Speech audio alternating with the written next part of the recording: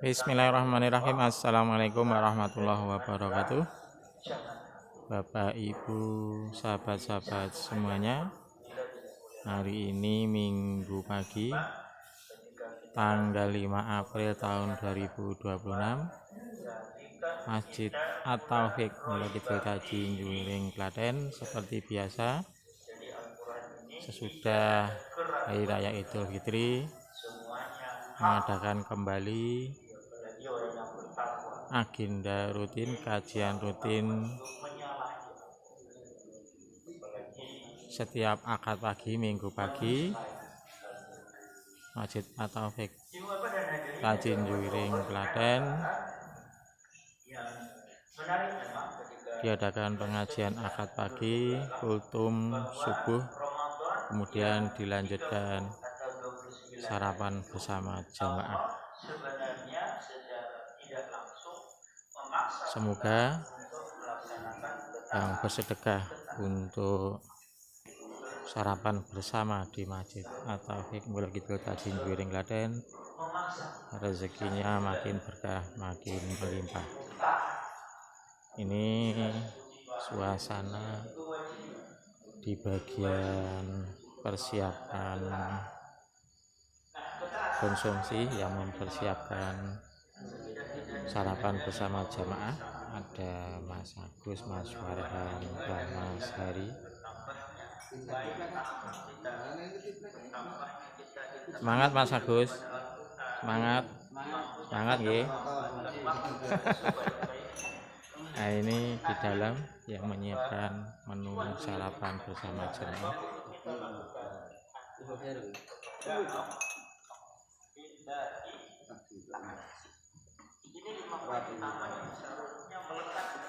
Mas Habibi, Mas Habibi.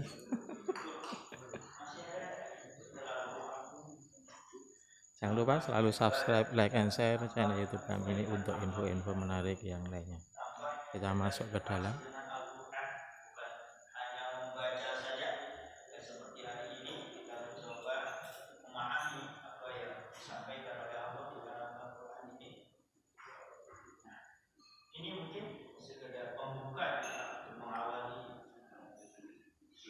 Subuh Ahad berkah bahasanya begitu.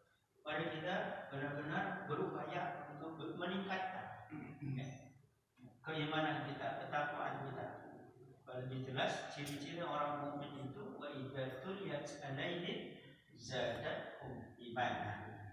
Orang mukmin itu ketika dibacakan ayat-ayatnya, zadatuhum imanan. Jadi dibacakan ayat-ayat Allah yang Al-Quran kita baca hari ini, itu bagi seorang mukmin dia akan terus bertambah keimanan, tambah serta ibadah. Sama seperti Ramadan, sunnah saja itu istilahnya diembat bahasanya, cuma wajib toh. Ini sunnahnya juga diembat, sunnahnya dilaksanakan. Ini mungkin sekedar mengingatkan kembali, mari kita berupaya untuk meningkatkan iman kita, ketakwaan kita, supaya menjadi ciri seorang yang mukmin.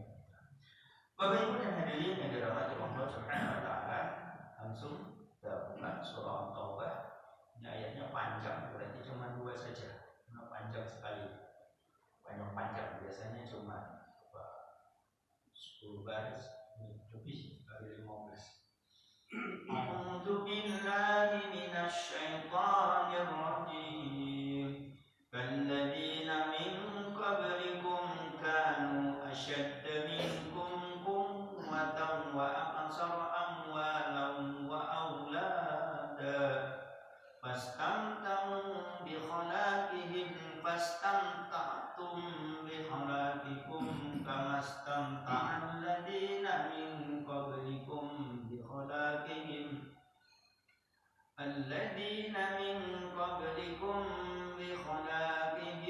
wa khudtum kalladziina khadu ulaika habitat a'maluhum fid dunya wal akhirah wa ulaika humul khasirun.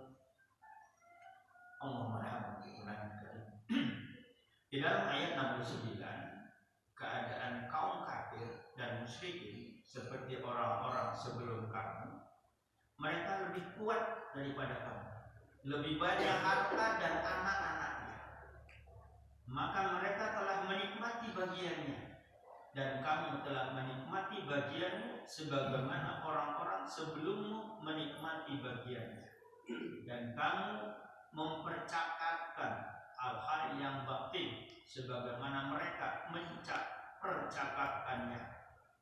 Mereka itu sia-sia amalnya di dunia dan di akhirat. Mereka itulah orang-orang yang rugi. Ayat 70, apakah tidak sampai kepada mereka berita tentang orang-orang sebelum mereka itu, yaitu kaum Nuh, kaum Ad, kaum Samud, kaum Ibrahim, penduduk Madian, dan penduduk negeri-negeri yang telah musnah? Telah datang kepada mereka rasul-rasul dengan membawa bukti-bukti yang nyata.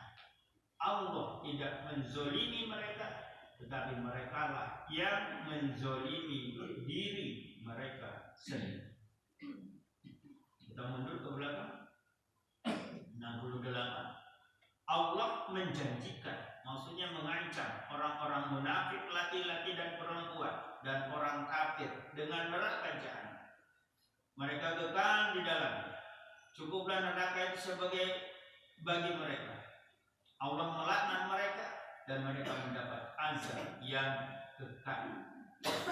Ibu dan hadirin yang dirahmati Allah Subhanahu wa taala, Allah sudah memberikan peringatan kepada orang kafir, orang munafik, termasuk orang yang zalim. Tapi masya Allah, mereka orang munafik, orang zalim, orang kafir, termasuk orang juga yang disebut dengan jahil, ini mereka tidak menggubris, tidak memperhatikan, tidak peduli, walaupun diancam oleh Allah tadi neraka jahat. Nah inilah kalau orang yang sudah kafir, sudah menutup hatinya, bahkan masya Allah, khatamallahu ala qulubihim, kalau sudah hatinya dikunci oleh Allah Subhanahu wa taala, ibaratnya nasihat apapun itu tidak ada manfaatnya, tidak dimanfaatkan, dielingke dari luar, bahasanya begitu. Ya. Misalnya kita beri nasihat, ya tidak ada manfaat.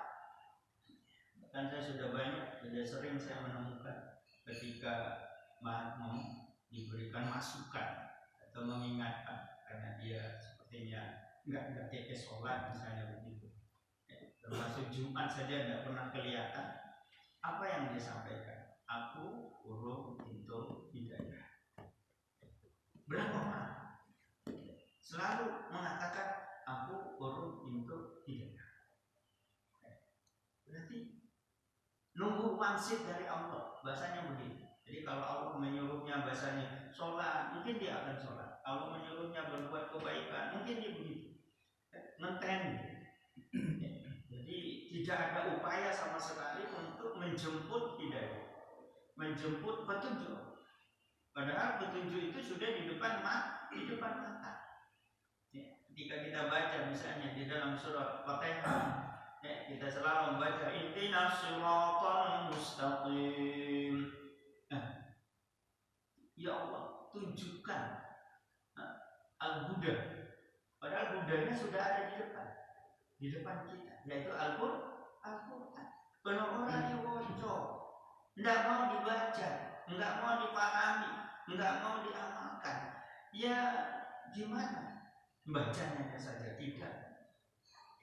Apalagi mau mengerti. Ya, seperti hari ini kita membaca Al-Quran, bagaimana sikap orang kafir, termasuk orang zalim.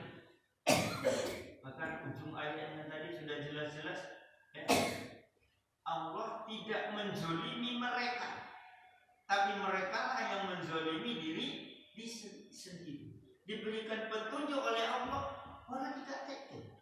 Diberikan Al-Quran untuk petunjuk dalam kehidupan ini, tidak juga diperhatikan. Bahkan bagaimana Allah akan memberikan hidayah, bahasanya begitu.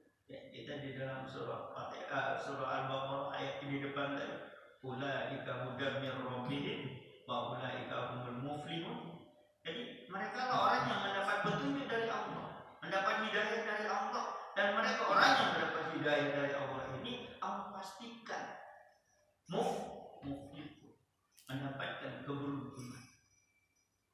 Tapi bagi mereka, ya ini sifat orang kafir ini, orang yang urusan.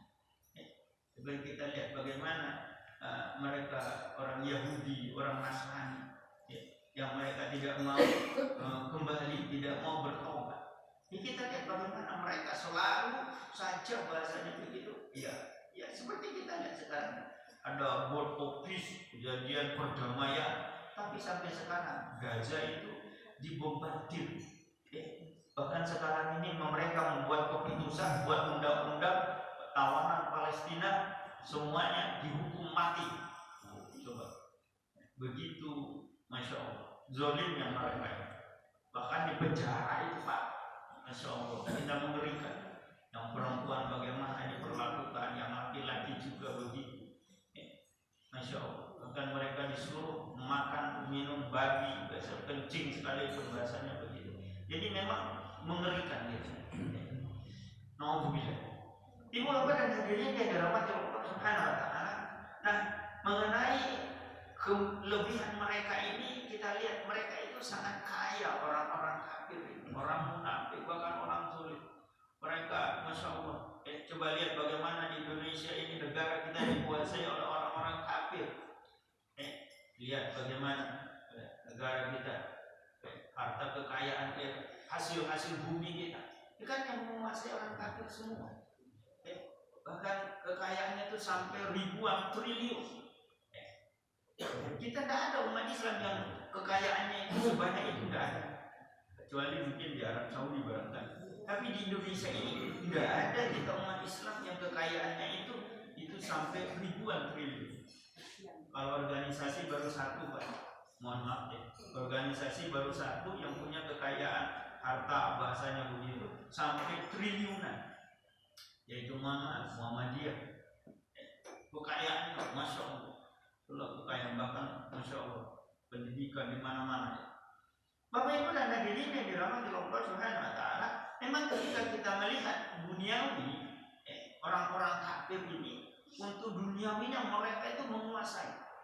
Istilahnya sugih orang umum, sugih. Itulah sampai disebutkan di sini. Banyak harta, bahkan anaknya juga banyak. Jadi di dunia ini mereka merasakan sekali nikmat dunia. Bahkan mereka sekarang ini kan, ya untung, masya Allah, yang mudah-mudahan selesai bahasanya begitu. Kekuasaan Amerika ini di Timur Tengah, karena ulah bahasanya, ulah dari Iran yang sampai hari ini belum selesai Pak. Terus dikirimi dan dikirimi terus peluru-peluru ini belum berhenti sampai sekarang. Ini serangan terus, tidak ada istilahnya jeda, tiap hari ngirimi terus. Bahkan sekarang ini sedang usaha Amerika, mudah-mudahan. Jadi Amerika ini sudah dikirimi dan berhenti. Bapak Ibu dan hadirin yang dirahmati Allah Subhanahu wa taala. Jadi yang menguasai dunia sekarang ini kan orang Yahudi dan Amerika yang menguasai dunia ini dari sudut apapun, termasuk politik. Mereka bahkan berani bisa membunuh pemimpin-pemimpin di dunia ini seenaknya saja. Ya, termasuk yang terbaru bagaimana mereka membunuh pada pimpinan Iran. Sebelumnya ini siapa? Mereka supaya apa? Supaya mereka tunduk kepada Amerika dan Israel. Cuma itu saja. Bapak Ibu dan hadirin yang dirahmati Allah Subhanahu wa taala, jadi kadang-kadang memang kita irilah yang rajin sholat kok orang pakai suci, tapi tidak usah bingung kita. Bisyarri wal khairi fitnah. Jadi keburukan dan kebaikan itu adalah ujian buat kita. Jadi jangan bingung kita. Bahkan hari ini kita sehat, bagaimana kita memanfaatkan kesehatan kita? Apakah kita tambah taat? Apakah lebih banyak maksiatnya? Mungkin selama Ramadan kita ngerem kemaksiatan. Halo. Selama Ramadan kita ngerem kemaksiatan. Rampung Ramadan lanjut lagi. Ini kan ada apa dengan Kemarin bulan Ramadan interaksi kita dengan Al-Quran begitu dekatnya. Setelah Ramadan masihkah? Ini loh, bahkan selama Ramadan itu hanya 1 juz wajib seolah-olah. Setelah Ramadan masih berlanjutkah? Nah itu loh. Ibu apa dan dari yang dirahmati Allah Subhanahu wa taala. Bahkan Allah ingatkan kepada orang kafir ini bagaimana orang-orang yang sudah dibinasakan oleh Allah. Umat-umat sebelum mereka. Bagaimana umat Nabi Nuh misalnya disebutkan yang mereka semuanya ditenggelamkan oleh Allah Subhanahu wa taala. Kaum Ad, kaum Samud, negeri-negeri yang dimusnahkan ini. Termasuk umatnya Nabi Lut. Ini kan mereka-mereka yang mendustakan ayat-ayat Allah. Untung Bapak Ibu dan hadirin yang dirahmati Allah Subhanahu wa taala, umatnya Nabi Muhammad tidak seperti umat-umat sebelumnya.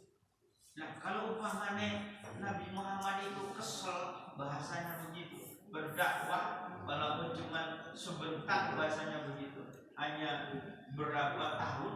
Kalau umurnya 63 tahun, dakwahnya itu kan cuma 23 tahun. Mendakwakan Al-Quran sedikit sekali. Tapi Rasulullah tidak mendoakan, ya Allah, mereka yang mendustakan ayat-ayatmu binasakan semua ya Allah. Selesai kita. Yang mendustakan ayat-ayat Allah rampung kita, diazab dengan sedemikiannya.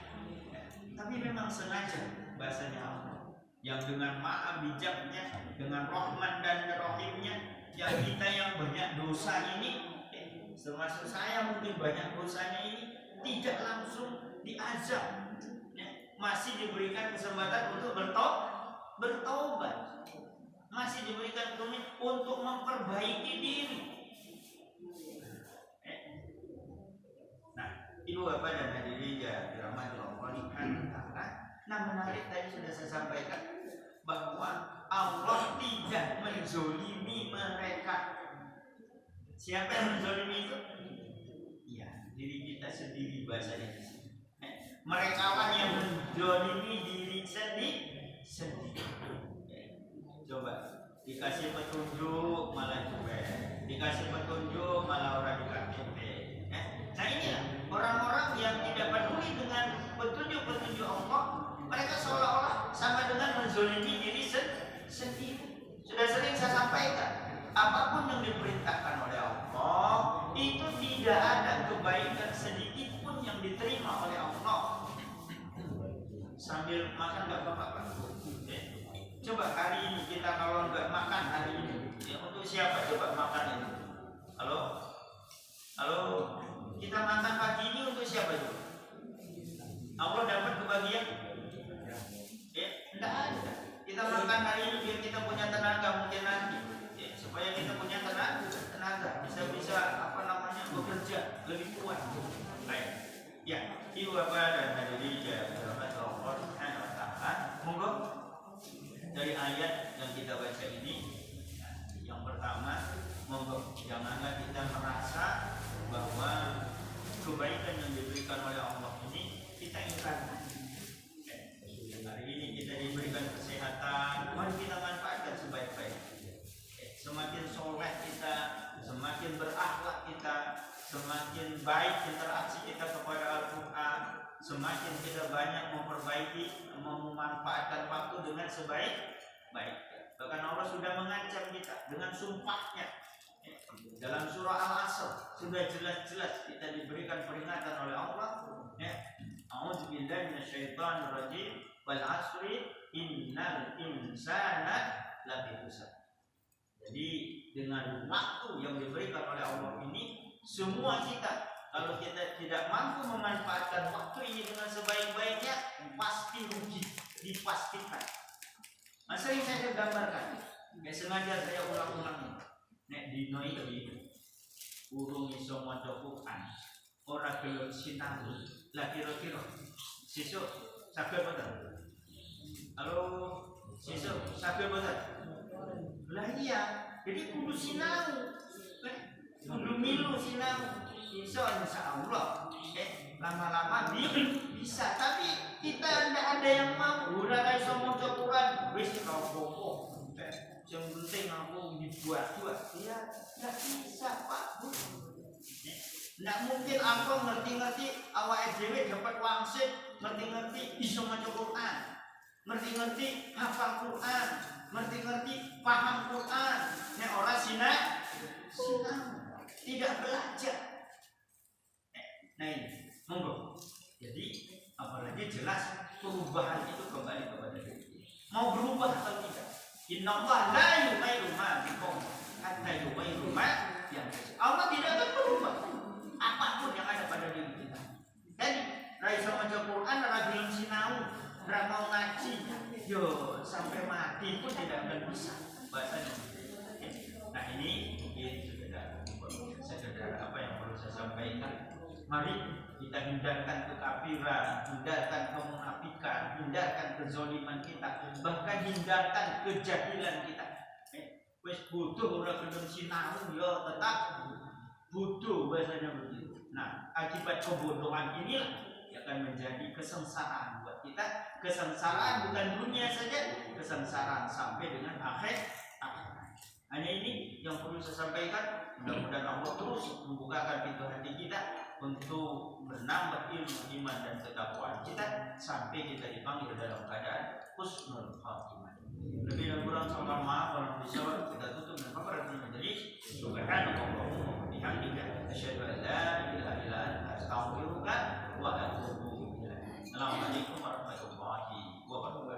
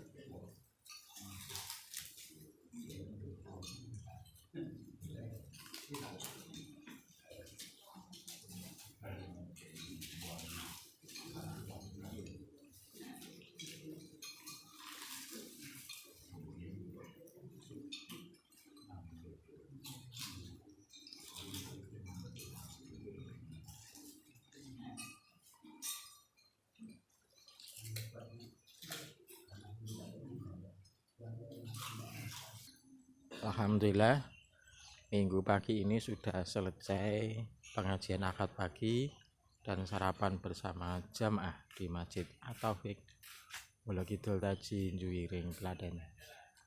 Jangan lupa selalu subscribe, like, and share channel YouTube kami ini untuk info-info menarik yang lainnya. Wassalamualaikum warahmatullahi wabarakatuh. Semoga sehat dan sukses semuanya.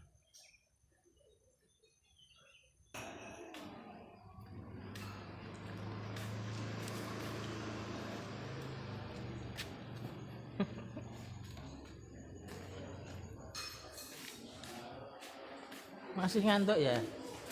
Oh nih, ini suasana bagian belakang sudah cuci mangkok.